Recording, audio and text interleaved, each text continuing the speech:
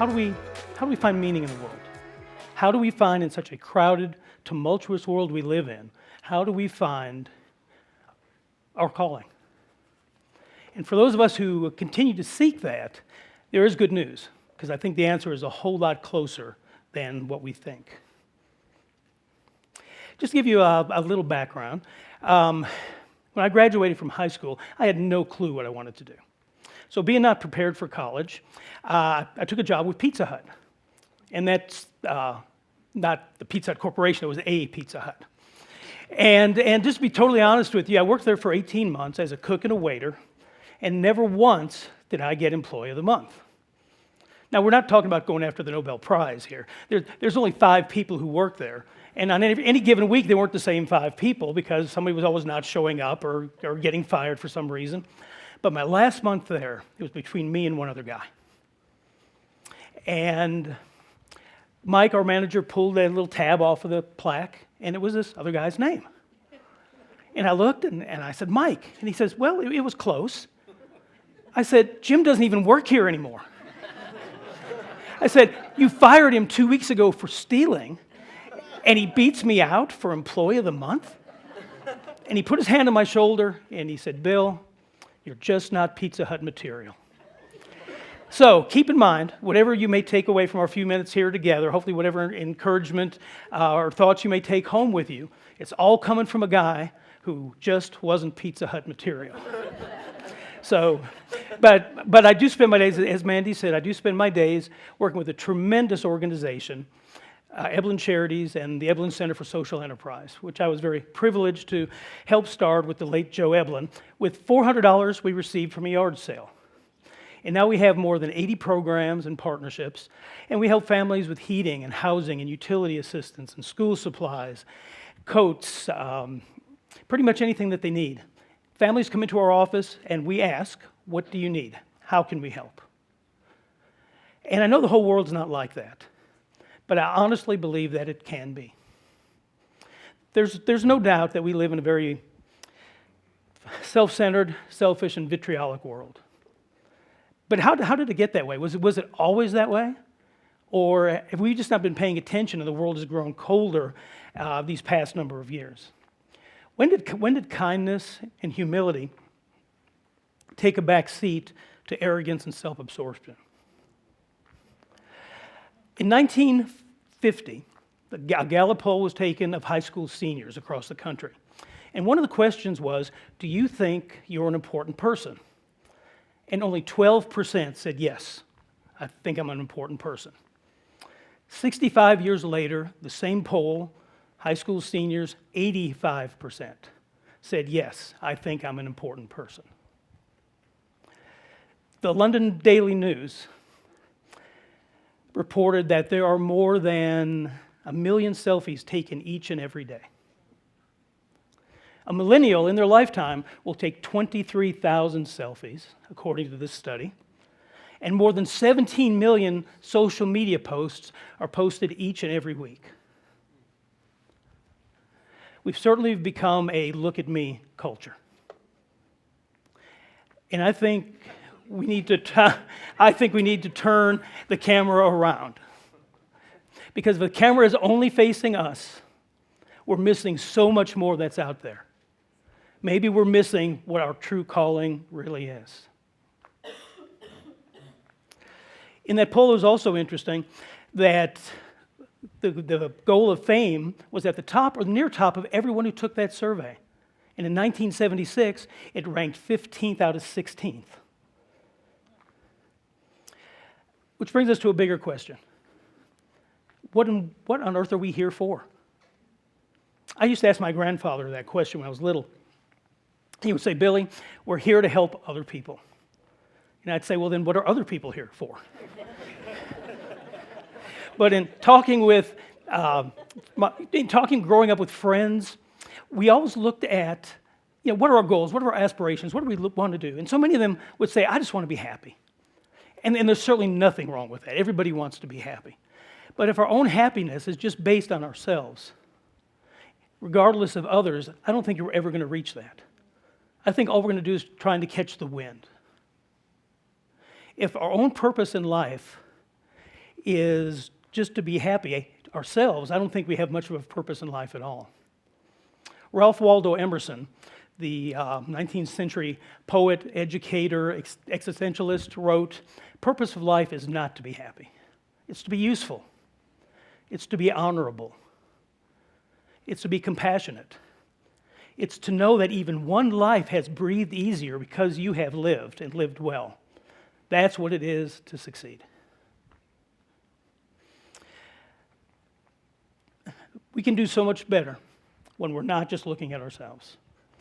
All of us think in some way we can make it on our own.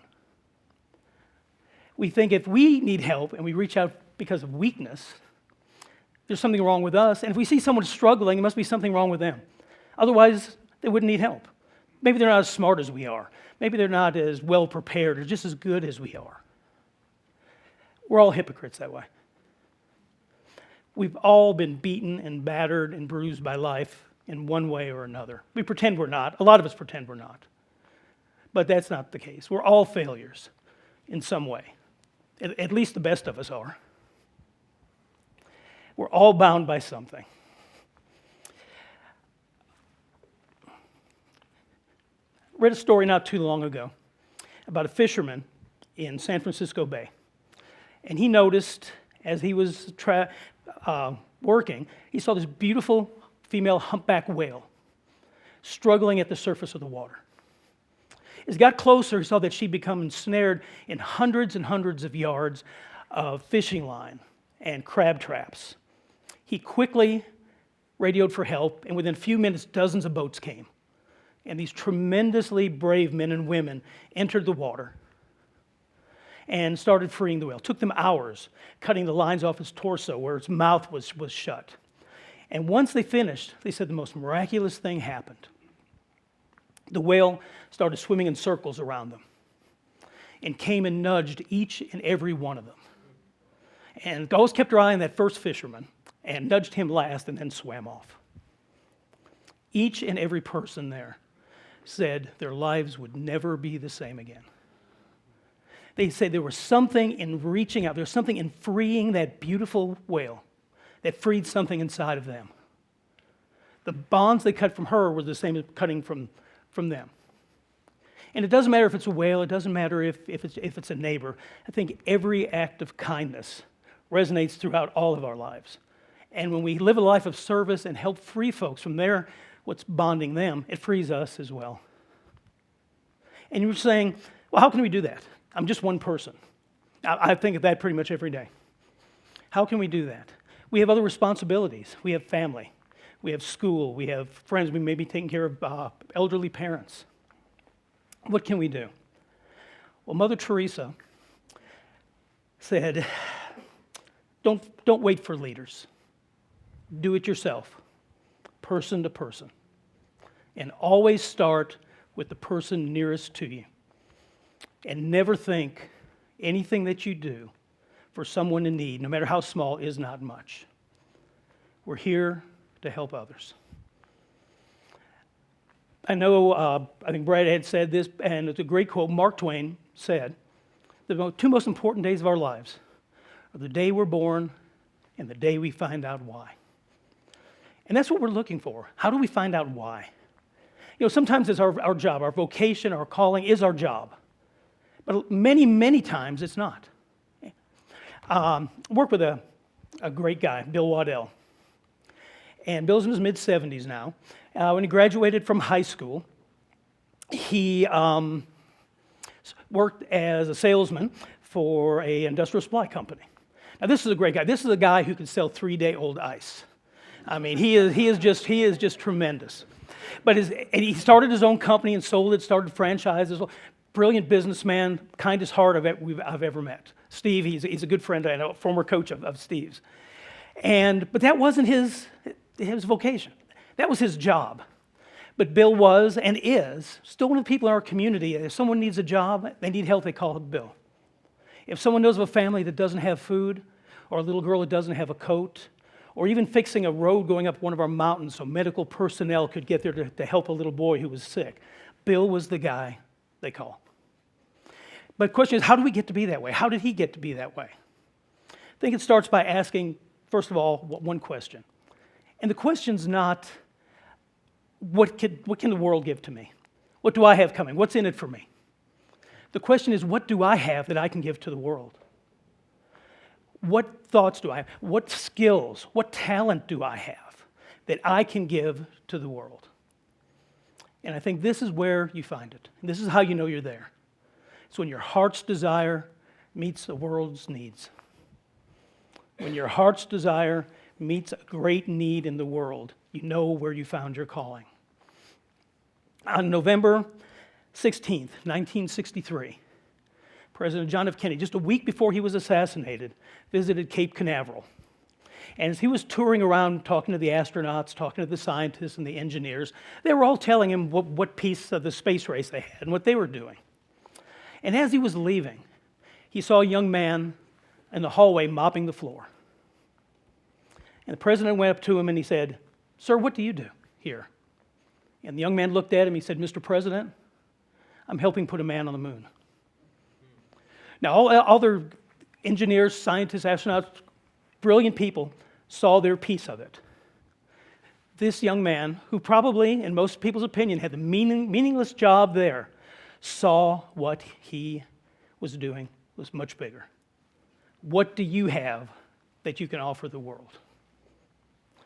Mother Teresa, Martin Luther King Jr., Indira Gandhi, Steve Jobs, Steve Woody, who you heard from earlier, amazing job Avadam is doing. None of these people ever set out to change the world. They just set out, and the whole world changed. We all know people who live lives of dedicated, selfless service.